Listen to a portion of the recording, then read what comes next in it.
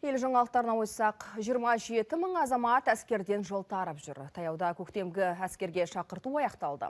Бұл науқан ағымдағы жылдың 4 наурызы мен 30 маусым аралығында өтті. 18 бен 27 жас аралығындағы әскерге жарамды деген 20 мыңнан астам ер азамат еліміздің күштік құрылымдары қатарын толықтырды.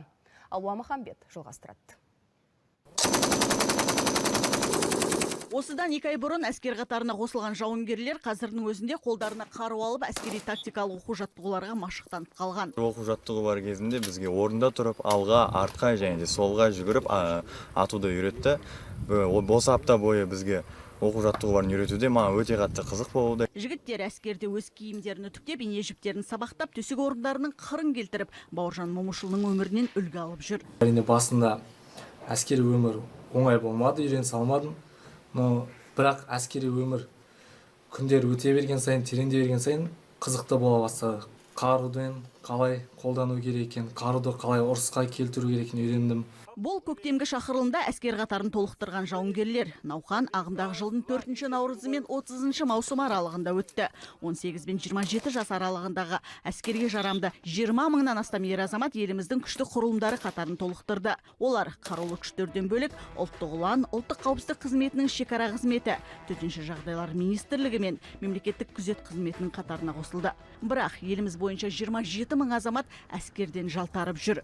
Денсаулығы мықты, тепсе темір жүзетін жігіттеріміз әскерден қаша алмайды. Себебі елімізде барлығы цифрлық бақылауда дейді мамандар. Қазіргі таңда біз оларды әскери комиссариаттарға шақырмай-ақ, белгіленген информациондық система дейді, қорғаныс министрлігінің, сол жерде интеграцияланған бүкіл мемлекеттік органдармен. Біріншіден денсаулық сақтау министрлігі, ол баланың денсаулығы қандай екені, екіншіден оқу ағарту, оның білімділігі, үшінші оның әлеуметтік қандай жағдайда баланың ауру ма, сырқау ма, басқа да бүкіл жан-жақты тексеріледі, зерттелінеді. Елде бозбалаларды әскерге жіберуге келгенде екіұдай пікірдің бары жасырын емес. Дегенмен алаңдауға негіз жоқ дейді полковник. Жастарымыз өздерінің ата-аналарымен бейне қоңыраумен күнделікті байланыста, олардың тұрмыс тіршіліктері үдемі ұдайы командирлердің қадағалауында.